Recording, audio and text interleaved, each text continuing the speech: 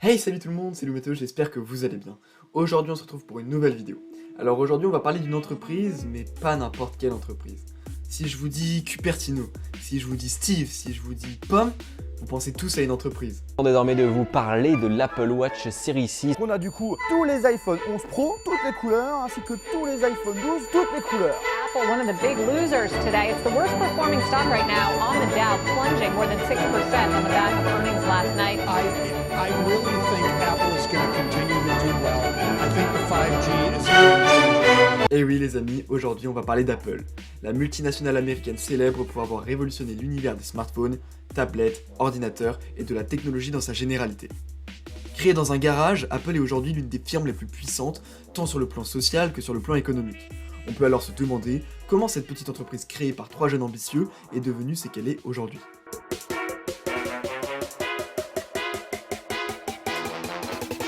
Bon alors, pour répondre à la question, je vais déjà commencer par présenter l'entreprise. Comme dit auparavant, Apple a été fondée dans le garage du jeune Steve Jobs, par lui-même, Steve Wozniak, et oui, il y avait une troisième personne, même si moins connue que les deux autres, j'ai nommé Ronald Wayne. Ces trois jeunes ont comme ambition de créer un ordinateur facile à utiliser et moins coûteux que ceux d'IBM, alors seul leader sur le marché. Et là vous vous dites, mais pourquoi on n'a pas entendu parler de ce Ron Wayne ? Tout simplement parce que ce dernier a quitté l'entreprise quelques jours après sa création. Il possédait alors 10% de l'entreprise, qu'il a revendu aux deux autres pour 800 $. Ces 10% vaudraient aujourd'hui environ 200 milliards de dollars. Bon, je pense qu'on peut tous faire une minute de silence pour Ron.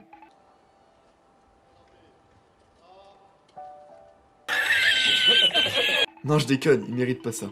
Le premier produit d'Apple est le Apple I. J'avoue, grosse imagination au niveau du nom. Ce dernier était vendu au prix de 666,66 $. C'était une idée de Wozniak. Et il n'y avait que 200 exemplaires. Leur deuxième produit est... Eh oui, Apple II. Et ce dernier ressemblait déjà plus à un ordinateur que ça. Un des moments importants de l'entreprise est son entrée en bourse, le 12 septembre 1980. En quelques minutes, plus de 4 millions d'actions sont vendues, faisant augmenter le capital d'Apple de 100 millions de dollars. Bon, après des débuts prometteurs, Apple ne connaît pas tout de suite le succès attendu. Steve Jobs quitte l'entreprise en 85, suivi par Wozniak en 87. Pendant 10 ans, Apple stagne économiquement et ne révolutionne en rien le marché de l'informatique. Cependant, en 97, Steve Jobs est rappelé pour donner une seconde vie à l'entreprise. La même année, Jobs lance l'iMac qui sera un franc succès et qui existe toujours aujourd'hui.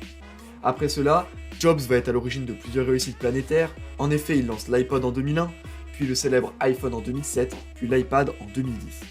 Malheureusement, Jobs succombera en 2011 à un cancer du pancréas qu'il couvait depuis 2003. Après sa mort, c'est Tim Cook qui reprend les rênes de l'entreprise. Il prend sa place comme PDG d'Apple. Après la mort de Jobs, il n'y eut pas de réelle innovation. En effet, nous pouvons comprendre Tim Cook qui, ne voulant pas prendre de risques, suivit les pas laissés par Jobs.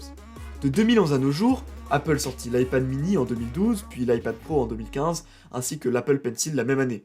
En 2016, Apple présente les AirPods, des écouteurs sans fil rappelant le look de la marque à la pomme. Depuis 2016, Apple présenta lors de ses keynotes annuelles une pluralité de produits différents que l'on pourrait qualifier de petites innovations, sans grosse prise de risque. En effet, nous pouvons noter les AirPods Pro, le HomePod mini, l'Apple Watch SE, l'iPad Air et le Mac Pro. Pour résumer, Apple est aujourd'hui l'une des entreprises les plus cotées au monde, si ce n'est la plus cotée, mais nous allons voir tout de suite comment ils se sont démarqués.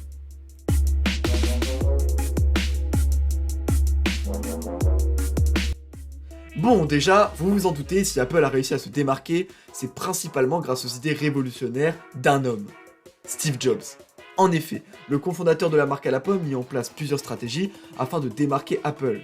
Je vais donc vous les énumérer et vous les expliquer. Bon, déjà, il faut se demander comment, même avec des prix plus chers que la concurrence, Apple parvient à exercer une domination sur le marché. La stratégie la plus importante que Jobs a mis en place est la stratégie de marque. En effet, Jobs savait que la marque d'une entreprise faisait sa force, car une marque est un nom auquel les consommateurs attribuent une consonance positive, mais également négative.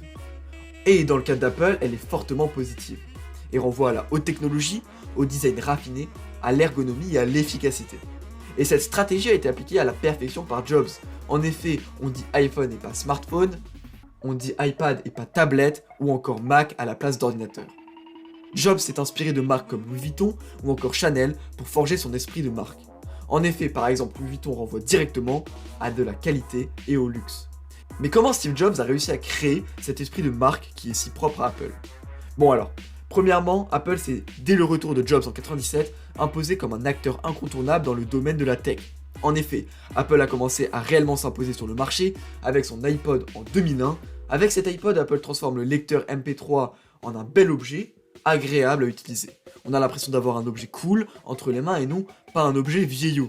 L'iPod a réussi à faire rêver les consommateurs, à l'inverse de ce que ses concurrents comme Samsung ou encore SanDisk n'ont pas réussi. L'iPod a donc réussi à se différencier des autres produits et est devenu la référence de son secteur.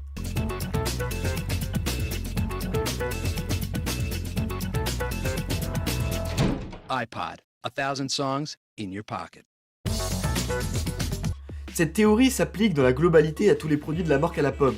Et oui, le téléphone branché cool et l'iPhone, gage de qualité ou encore la tablette au design épuré et à l'efficacité garantie, l'iPad. Qui dit imposer dit aussi être en avance sur son temps. Apple essaye toujours d'avoir un coup d'avance sur la concurrence. Nous l'avons vu récemment avec la reconnaissance faciale de l'iPhone X, Apple était le premier à créer un système possédant une haute fiabilité. Deuxième stratégie, profiter du succès de ses produits pour en vendre d'autres. Eh bah oui, Apple n'est pas bête. L'entreprise profite de l'esprit cool, tendance agréable de ses iPhones ou iPod pour faire vendre ses autres produits, pour que cet esprit tendance se propage à d'autres gammes comme les Mac ou iPad. En économie, lorsqu'un produit fait profiter un autre produit, on parle d'effet de halo.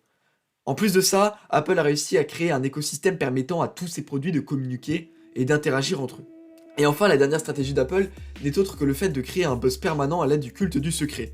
Jobs a instauré le fait de laisser planer un doute sur la sortie des produits de la firme. Cela donne lieu à un bon nombre de théories, d'articles de vidéos, donc de pubs. Les produits sont présentés durant les célèbres keynotes, qui sont des événements suivis mondialement se déroulant à Cupertino. Le résultat de l'alliance de toutes ces stratégies ont d'énormes effets positifs sur Apple. En effet, grâce à son image de marque, Apple peut vendre ses produits plus chers que la concurrence. Et puis cela permet également d'assurer de futures ventes aux prochains produits de la marque. Donc, dans une vision à long terme, cela permet de préserver des marges élevées dans un marché pourtant très compliqué. La force principale de la marque à la pomme est donc son esprit de marque qui permet d'assurer un avantage compétitif énorme.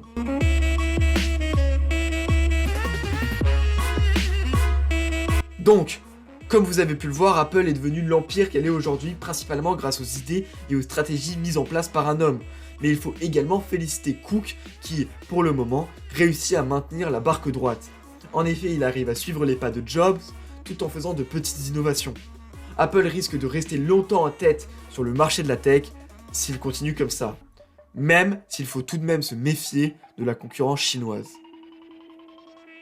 Voilà, j'espère que la vidéo vous a plu, elle m'a demandé pas mal de boulot et était assez intéressante à faire.